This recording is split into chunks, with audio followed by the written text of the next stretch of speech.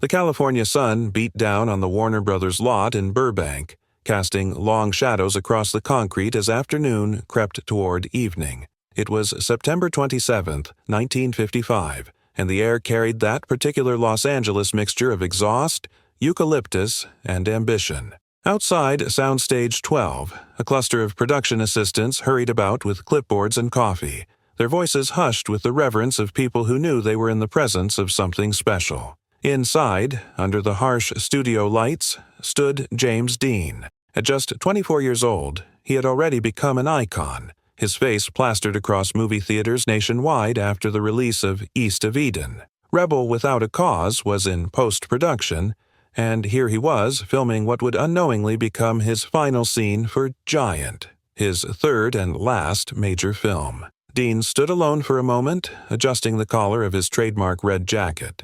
His sandy hair fell carelessly across his forehead, and his eyes, those penetrating, world-weary eyes, seemed focused on something beyond the bustling set. The crew moved around him like water around a stone, respecting the invisible boundary he'd created. 10 minutes, people," called out George Stevens, the director, his voice cutting through the ambient noise of shuffling feet and moving equipment. Stevens was known for his meticulous approach, sometimes filming the same scene dozens of times until he captured exactly what he wanted. In a corner, several crew members huddled together, cigarette smoke forming a hazy cloud above their heads. Their conversation stopped briefly as Dean walked past, nodding almost imperceptibly in their direction. There was something different about him today, a heaviness to his movements, a distraction in his gaze. "He looks tired," whispered Martha, a costume assistant, to no one in particular. "Been working non-stop since January." Outside the soundstage, the clacking of typewriters echoed from nearby office buildings, the mundane soundtrack to the magic being created within these walls. For all the glamour associated with Hollywood, most of filmmaking consisted of waiting, endless, tedious waiting punctuated by brief moments of action. Dean retreated to a folding chair marked with his name. From his pocket, he withdrew a small, dog-eared book. Those close enough could see it was poetry, a collection by Walt Whitman. The juxtaposition was striking. The rebel, the icon of youthful defiance, quietly reading verse between takes.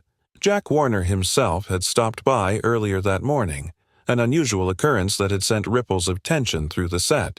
The studio head rarely made appearances unless there was significant money or prestige at stake. Giant was both, a sprawling Texas epic with a budget to match. Dean barely acknowledged Warner's presence, maintaining the aloof demeanor that both frustrated and fascinated studio executives. "Places, everyone," Stevens' assistant director called out, and the set transformed from casual disarray to focused professionalism in seconds. Dean set down his book and stood, rolling his shoulders back as if shrugging off his own skin and preparing to step into another's. He glanced briefly at Elizabeth Taylor and Rock Hudson, his co-stars, who were positioned just off camera. Taylor offered an encouraging smile, which Dean returned half-heartedly. The scene today was pivotal. Jet Rink, Dean's character, now older and embittered by years of rivalry and unrequited love, confronting the Benedict family at a formal banquet. It required Dean to portray drunken belligerence masking deep vulnerability, a complex emotional cocktail that few actors could pull off convincingly. As the makeup artist approached for final touches, Dean's hand shot up, stopping her. "No," he said quietly, "leave the shadows." The dark circles under his eyes weren't from lack of sleep. They were the physical manifestation of Jet Rink's spiritual exhaustion, and Dean knew it. Stevens approached, script in hand. "You remember what we discussed?" he asked Dean, his voice low enough that only they could hear. Dean nodded, his gaze distant. "I've got something different for this one," he replied. "Trust me." The director hesitated, then nodded. With Dean, you learned to expect the unexpected, and more often than not, that unexpected element elevated the scene beyond what was written on the page. "Last looks," called out the assistant director, and the set fell into an expectant hush. Dean took his position and, for a moment, closed his eyes. When he opened them again, there was something new there, something raw and exposed that hadn't been present before. The crew, many of whom had worked with Dean on previous projects, exchanged glances. They'd seen him transform before, but this was different. This wasn't just acting. This was excavation. The clapperboard snapped shut. Giant, scene 237. Take 1. Dean took a deep breath, his chest rising and falling beneath the red jacket that had become almost synonymous with his persona. In that moment, as the cameras rolled and the lights burned down, no one knew they were capturing the last scene James Dean would ever film. No one knew that in just 3 days, on a stretch of California highway, destiny would claim the young actor whose star had barely begun to rise.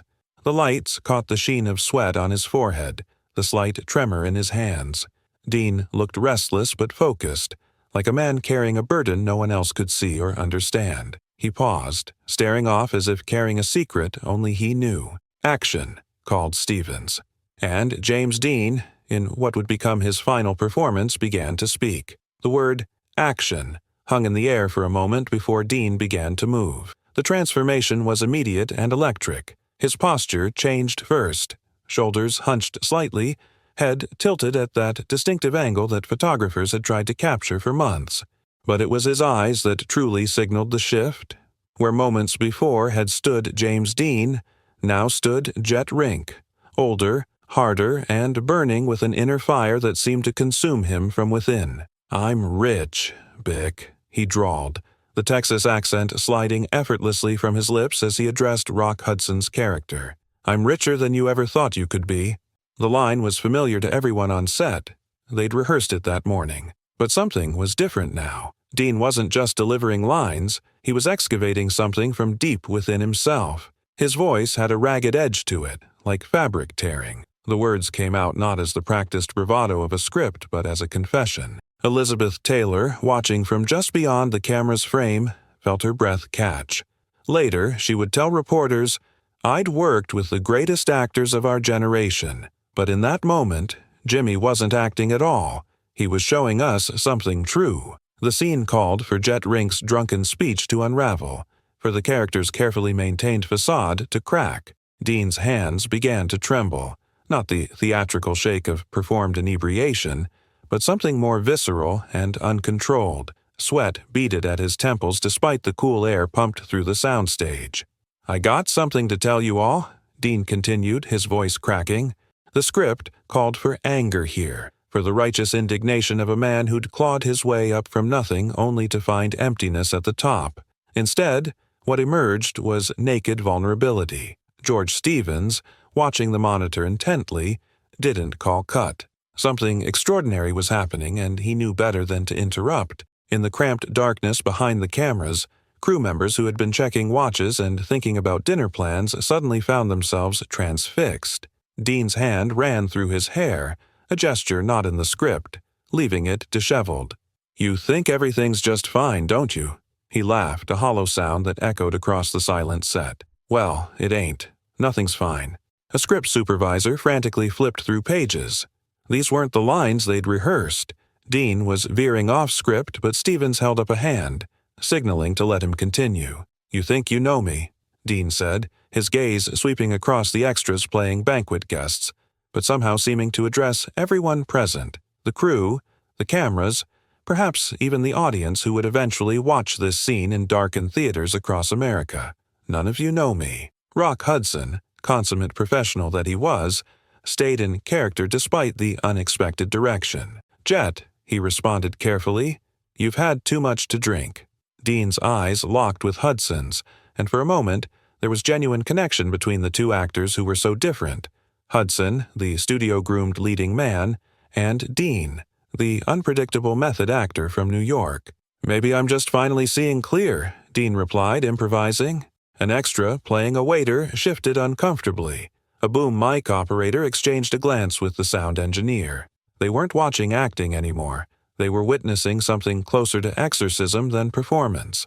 Dean moved across the set with a restless energy, his movements both precise and seemingly unpredictable. The camera operator panned smoothly, following him as if the two were dance partners who had practiced this routine for years.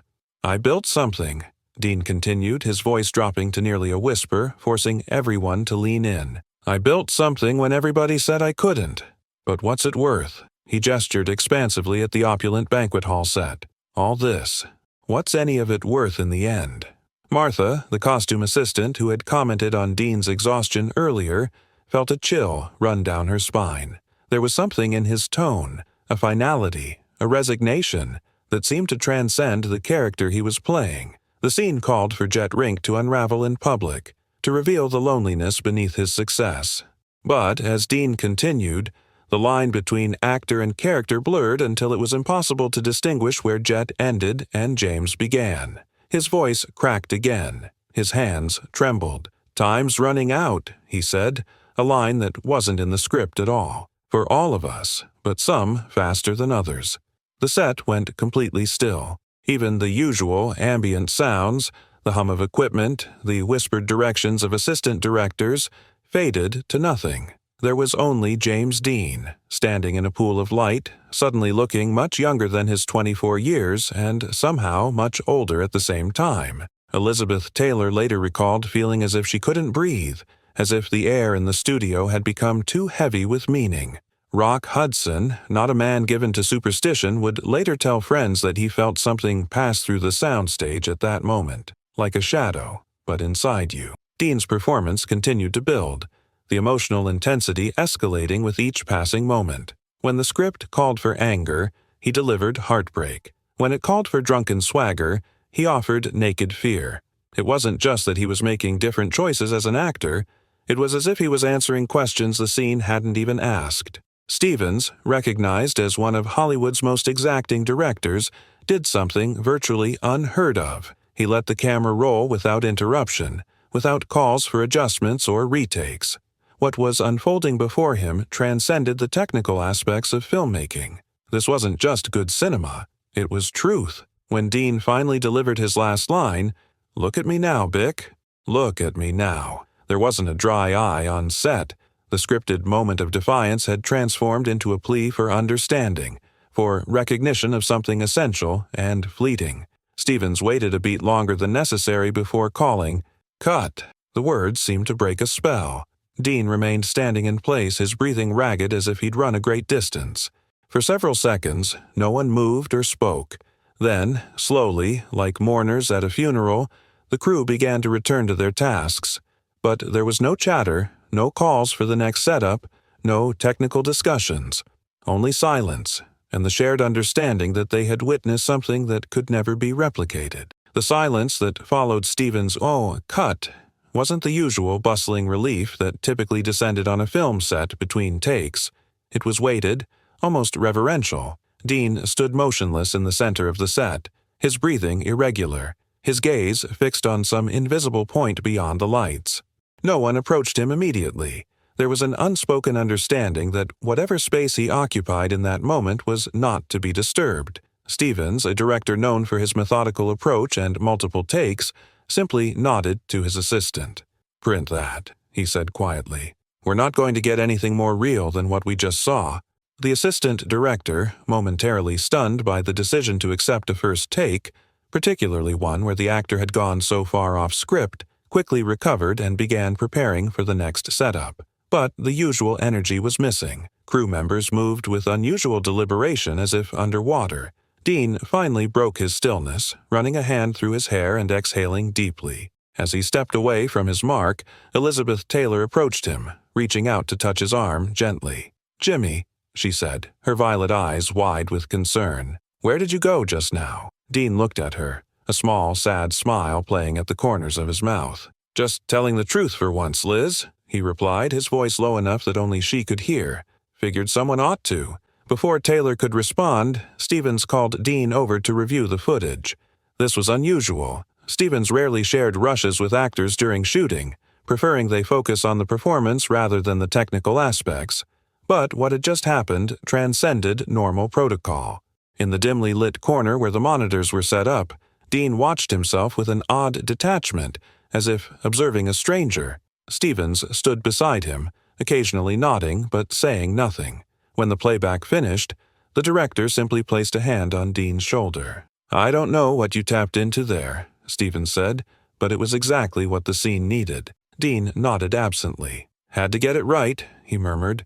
Not much time left to say what needs saying. Stevens frowned slightly at the cryptic comment but was quickly pulled away by his cinematographer to discuss the next setup. Dean remained by the monitor for a moment longer, staring at the blank screen as if it still held his image. The afternoon wore on. The crew moved through the remaining shots with professional efficiency, but an undercurrent of unease persisted. Something had shifted on set, though no one could quite articulate what it was. Dean, usually restless between takes, sat quietly in his chair, occasionally jotting notes in a small leather-bound journal he kept in his jacket pocket. At around 4 o'clock they prepared for the scene's pivotal moment, Jet Rink's drunken collapse after his speech, the public unraveling of a man who had everything and nothing simultaneously. It was a physically demanding sequence that would require precise timing between Dean and the extras playing banquet guests. The first assistant director called for quiet on set. The extras took their positions, elegant in their 1950s formal wear. Dean stood at the head of the long banquet table, straightening his bow tie in a gesture that managed to be both defiant and defeated. "Giant, scene 237B. Take 1, called the second assistant director as the clapperboard snapped shut. "Action," Stevens directed, his voice carrying across the hushed set. Dean began the scene as written, moving through the choreographed motions of Jet Rink's intoxicated belligerence.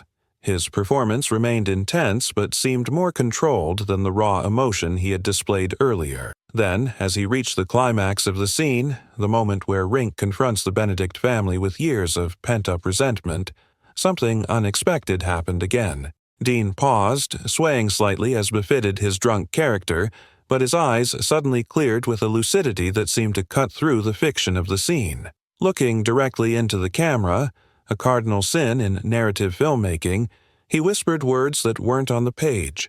"I don't think I'll be around much longer." The line landed like a stone dropped into still water. Ripples of discomfort spread through the set. The camera operator didn't flinch, keeping Dean perfectly framed despite the break in the fourth wall. Stevens, recognizing something profound was happening, didn't call cut. Dean continued with the scripted dialogue after that moment, but the unscripted line hung in the air like smoke, impossible to ignore. When the scene finally concluded and Stevens called cut, the set remained eerily silent. The script supervisor leaned toward the assistant director. "Should I note that line for continuity?" she asked uncertainly. The assistant director hesitated. "I don't think that was for the movie," he finally replied. Rock Hudson approached Dean as the crew reset for another angle. "That was intense," he said, offering a cigarette which Dean declined with a shake of his head. "Just felt right," Dean responded, his voice oddly flat. "Sometimes you've got to tell the truth, even when nobody's asking for it." Hudson studied the younger actor carefully. "You doing okay, Jimmy? You seem—" "I'm fine," Dean cut him off, managing a smile that didn't reach his eyes. "Just tired of pretending, I guess." The rest of the day proceeded without further deviations from the script. Dean performed each take with professional precision, but something of the raw electricity that had charged his earlier performance was missing. It was as if he had expended something essential that couldn't be recovered. As the day's shooting wrapped, the usual relief that accompanied the words, "That's a wrap," was muted. Crew members packed up equipment with unusual solemnity. Dean changed out of his costume in his trailer, emerging in his familiar jeans and red jacket. Stevens approached him as he was preparing to leave. "That moment today," the director said, choosing his words carefully. "When you looked into the camera, we'll need to reshoot that." Dean nodded, unsurprised. "Sure, George. Whatever you need. But," Stevens continued, "what you brought to that scene, the vulnerability beneath all that anger, that's what I want to keep. It'll be there," Dean promised, though something in his tone suggested uncertainty. As Dean walked across the darkening lot toward the parking area, Martha, the costume assistant who had commented on his exhaustion earlier, hurried to catch up with him. "Mr. Dean," she called, "you forgot this." She held out the small Whitman poetry book he'd been reading between takes. Dean took it with a genuine smile, the first real one she'd seen from him all day. "Thanks," he said. "Wouldn't want to lose this. It's kind of a good luck charm." Martha hesitated, then spoke impulsively. "That thing you said today, during the scene, about not being around much longer. You didn't mean that, did you?" Dean's smile faded, replaced by an expression she couldn't quite read. "Just acting, Martha," he said lightly. "That's what they pay me for, right?" Before she could respond, he turned and continued toward the parking lot, the book tucked securely in his jacket pocket. Martha watched him go, unable to shake the feeling that she had witnessed something significant that day, something beyond the normal boundaries of performance. What none of them knew as the day ended was that the unscripted line, "I don't think I'll be around much longer," would never be reshot. That in just 3 days, those words would transform from an uncomfortable moment on set to something far more haunting, a premonition delivered in plain sight. September 30th, 1955 dawned clear and bright over Los Angeles. The sky a perfect California blue that seemed to mock the news spreading across the city. Outside the Warner Brothers studios, a small cluster of people had gathered by mid-morning, their faces somber. Some clutched newspapers with headlines that seemed impossible. "James Dean, killed in car crash." Inside Soundstage 12, the crew of Giant assembled in stunned silence. George Stevens stood before them, his usually commanding presence diminished by grief. "As most of you have heard," he began, his voice steady but strained, "James Dean was killed yesterday afternoon in an automobile accident near Cholame. He was on his way to a race in Salinas." Stevens paused, removing his glasses to pinch the bridge of his nose. "We will suspend filming for the remainder of the week." The announcement was met with silence, then a low murmur as people turned to one another, seeking confirmation that this unthinkable thing had actually happened. Elizabeth Taylor sat apart from the others, her famous composure shattered, tears streaming unchecked down her face. Rock Hudson stood with his arm around a young production assistant who was sobbing quietly. Martha, the costume assistant, felt as if the air had been sucked from her lungs. All she could think about was their last conversation, his dismissive, "just acting," when she'd questioned his disturbing line. Now those words took on an entirely different meaning. As the group slowly dispersed, people clustered in small groups, sharing memories and disbelief. The sound recordist, John, approached Martha, his face ashen. "You were there for that last scene, right?" he asked, his voice low. "When he said that thing about not being around much longer." Martha nodded, unable to speak. "I've been playing it over and over in my head all morning," John continued. "It's like he knew somehow." Throughout the day, as news reports provided more details of the crash, the sense of unreality only deepened. Dean had been driving his new Porsche Spyder, a car he'd nicknamed Little Bastard, when he collided with another vehicle at an intersection. He had been pronounced dead on arrival at the hospital. He was just 24 years old. By afternoon, radio stations across the country were playing special tributes. Teenagers gathered outside theaters showing East of Eden, many in tears. The phone lines at Warner Brothers were jammed with calls from reporters seeking statements and details about Dean's final days on set. In the editing room, far from the crowds and cameras, Stevens sat alone, reviewing footage from their last day of shooting with Dean. He watched again the scene that had left everyone so unsettled, the one where Dean had broken the fourth wall with his whispered confession. "I don't think I'll be around much longer." Stevens rewound the footage and played it again, studying Dean's face, the clarity in his eyes in that moment of direct address. As a filmmaker with decades of experience, Stevens had seen actors access deep emotional truths before, but this was different. This was as if Dean had briefly stepped outside the fiction of the film to deliver a message only he understood. The director made a decision then that would later become the subject of Hollywood legend. He would keep that take in the film, the one where Dean looked directly into the camera. It violated every rule of narrative cinema, but it captured something true and important. It would stand as Dean's final testament. As evening fell across Los Angeles, a different scene played out at the small apartment Dean had rented in Sherman Oaks. 2 studio assistants had been dispatched to collect his personal effects. They worked methodically, boxing books, clothes, the few mementos of a life cut short. One of them, David, paused as he removed books from a shelf near Dean's bed. Among them was the dog-eared copy of Whitman that Dean had been reading on set. A bookmark protruded from its pages. David opened to the marked place and found lines underlined in pencil. I depart as air. I shake my white locks at the runaway sun. I effuse my flesh in eddies and drift it in lacy jags. The passage from Song of Myself seemed to take on new meaning now, as if Dean had been contemplating his own mortality through Whitman's words. David closed the book carefully and added it to the box. Back at the studio, as darkness fell, a security guard making his rounds through the deserted sound stages paused at the door to stage 12. He thought he heard voices inside. Pushing the door open, he found Rock Hudson sitting alone in the darkened space, a half-empty bottle of whiskey beside him. "Sorry," Hudson said, noticing the guard's surprise. "Needed some quiet." The guard nodded, understanding. "Take your time, Mr. Hudson. I won't report it." As he turned to leave, Hudson spoke again. "You know what's strange? I keep thinking about that last scene we shot together. Jimmy wasn't just acting that day. He was telling us something." The security guard, who had worked at Warner Brothers for 15 years and seen stars come and go, simply nodded. "Sometimes the camera sees things we miss," he said quietly. In the days that followed, as Hollywood and the nation mourned, the final scene James Dean ever filmed took on almost mythic significance among those who had witnessed it. It wasn't just that he had delivered a powerful performance. Actors did that all the time. It was the eerie prescience of it, the sense that in those moments before the cameras, Dean had somehow transcended the boundary between performance and prophecy. Elizabeth Taylor, interviewed weeks later for a memorial piece in Life magazine, struggled to put it into words. "There are moments in this business when something happens that can't be explained," she said. Jimmy's last day on set was like that. It wasn't just acting we saw. It was...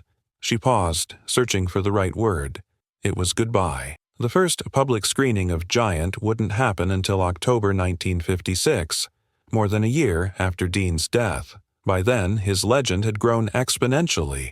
Rebel Without a Cause had been released just a month after his death, cementing his image as the quintessential troubled youth of the 1950s. Teenagers across America had adopted his style, his mannerisms, his defiant stance against conformity. When audiences finally saw Giant, many came specifically for Dean's performance, knowing it would be their last chance to see new work from the actor who had touched something essential in American culture. What they witnessed in those final scenes, particularly the moment when Dean as Jet Rink stares directly into the camera with that haunted expression, left many in tears. Stevens never publicly discussed his decision to keep that breaking of the fourth wall in the final cut, but those who had been on set that day understood. It wasn't a mistake or an artistic choice. It was a document of something authentic and important. It was James Dean, stepping briefly out of character to tell the world something true. Martha, the costume assistant, went on to a long career in Hollywood. Decades later, she still kept a small photo from the set of Giant in her wallet. Not an official publicity still, but a candid shot someone had taken of Dean between takes, reading his Whitman poetry with that intense concentration that characterized everything he did. "People ask me what he was really like," she told a film historian who interviewed her for a documentary in the 1990s. "I tell them I only knew him for a few weeks during shooting, but on that last day, I think I saw the real James Dean. Not the star, not the rebel, just a young man who somehow sensed his time was short." The director called cut, but no one clapped. A chill lingered over the set. Just days later, Dean would climb into his silver Porsche Spyder for the drive that ended his life. That last scene, replayed by those who were there, became something different. No longer fiction, but prophecy. Nobody was ready to lose him. And yet, in his final performance, James Dean had already told the world goodbye.